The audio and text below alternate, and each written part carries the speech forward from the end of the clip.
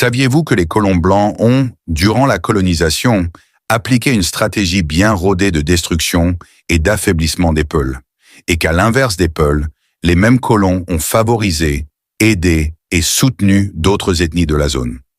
Ne croyez donc pas que la crise anti-Peul qui est présente dans toute la zone est une simple histoire récente. C'est la conséquence de la politique d'affaiblissement des Peuls par les colons et de la favorisation des autres ethnies. Même s'ils nient pas que cela, mais revoyons tout ça.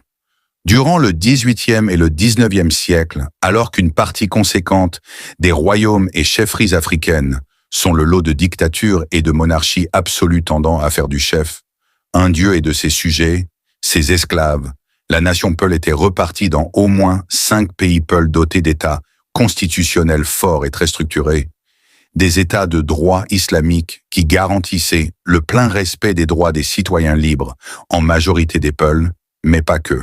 Dans ces États, le pouvoir était réparti et très décentralisé pour limiter l'influence des monarques et le risque de dictature. En quelques États comme le Fouta Toro et le Fouta Diallo, le Parlement avait la capacité de destituer l'Almami pour le remplacer par un autre. Il y en a eu des cas. Et même qu'au Fouta Djallon, un système d'alternance de 2 ans était la norme pour réduire la mainmise de l'Almami sur le pays.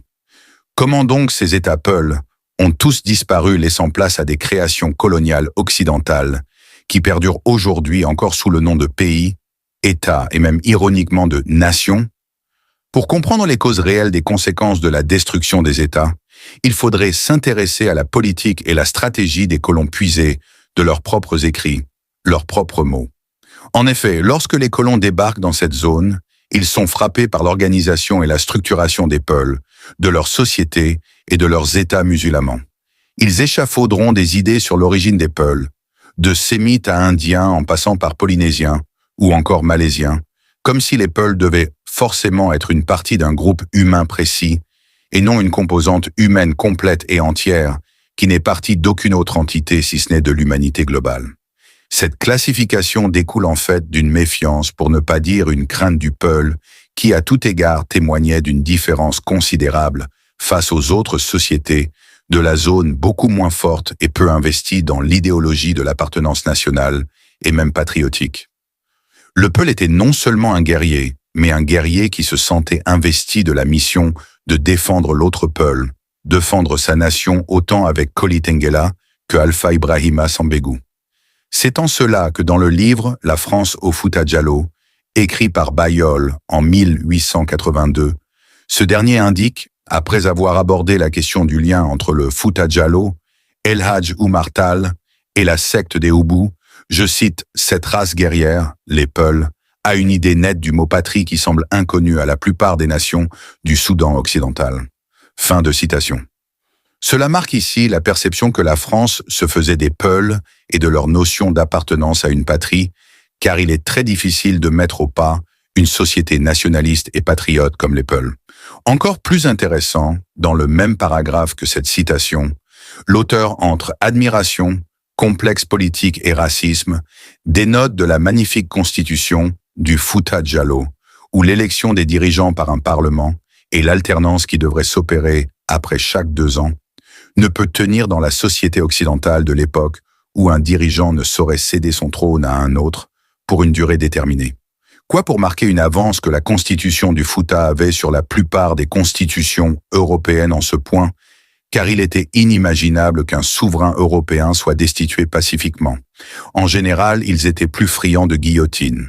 Pour clore le paragraphe, il y a cette phrase drôle et très intéressante, je cite, « Et pour que cette constitution, qui a plus de 50 ans d'existence, soit encore debout, je, l'auteur, commence à croire avec Mamadou Saïdou qu'il faut que les Peuls aient de la tête et du bon sens. » Fin de citation.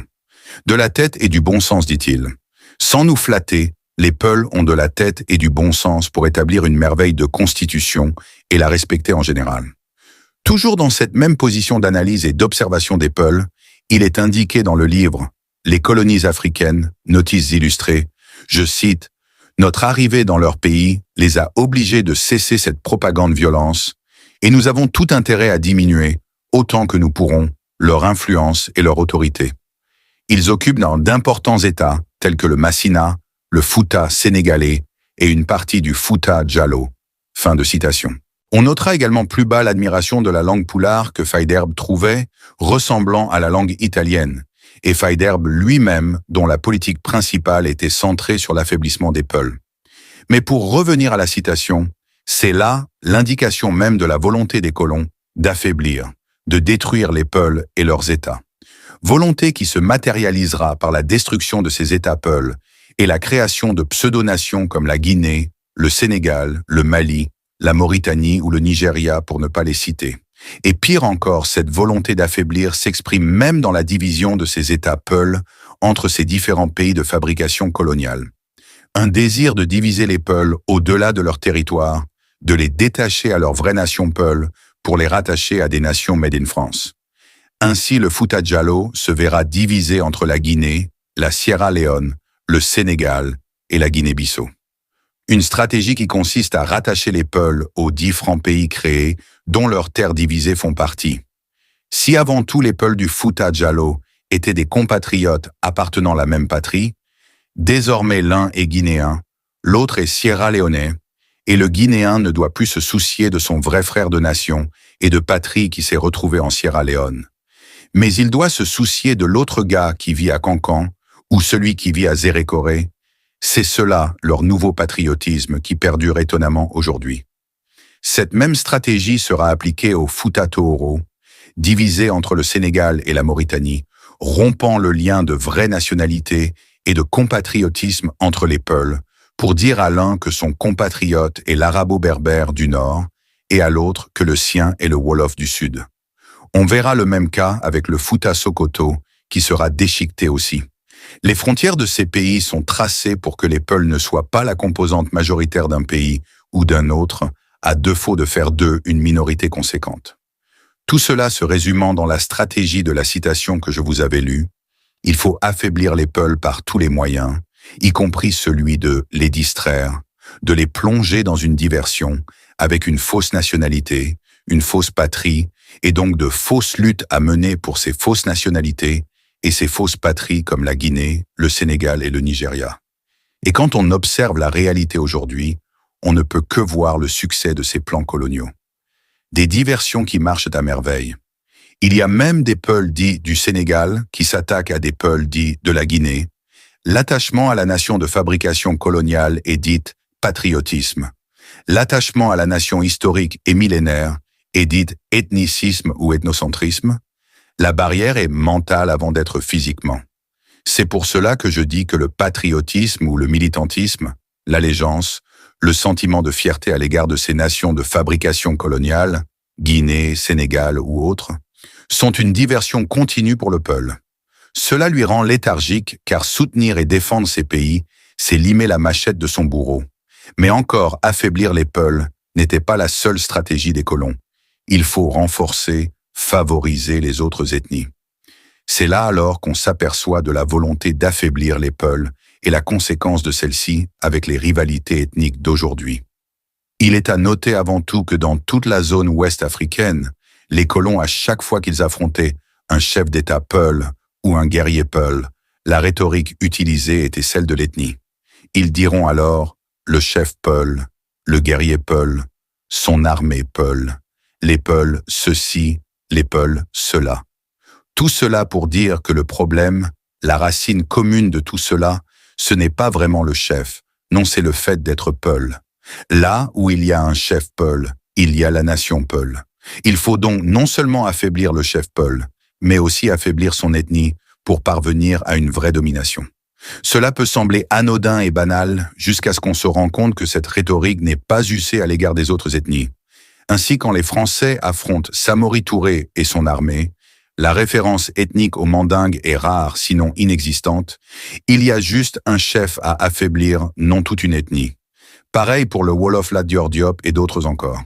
Mais pour revenir à la politique de l'affaiblissement des Peuls et celle du renforcement des autres, l'une des preuves marquantes est toujours issue du livre « Les colonies françaises, notice illustrée ». Je cite « Les Bambara sont ceux de tous les indigènes du Soudan français que nous devons favoriser le plus, car leur religion ne les rend pas rebelles, comme l'islamisme, à l'assimilation avec les Blancs et à la civilisation européenne. Fin de citation.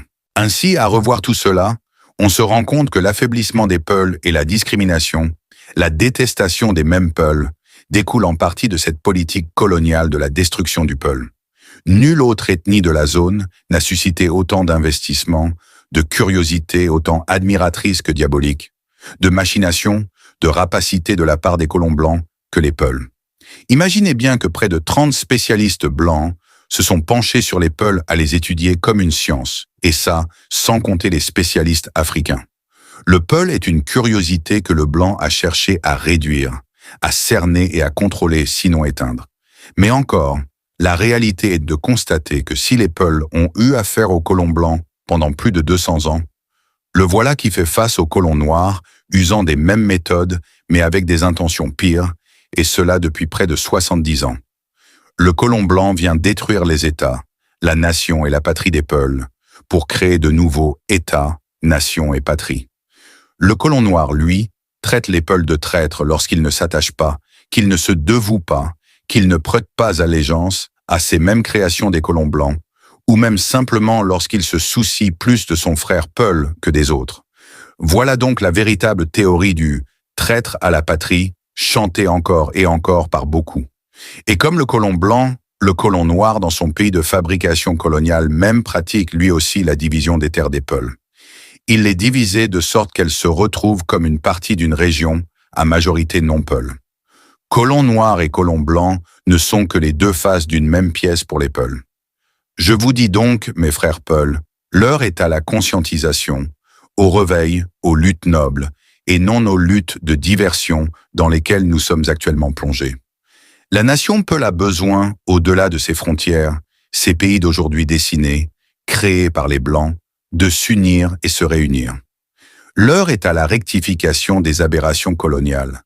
L'heure est la renaissance des Foutas plus grands et puissants encore.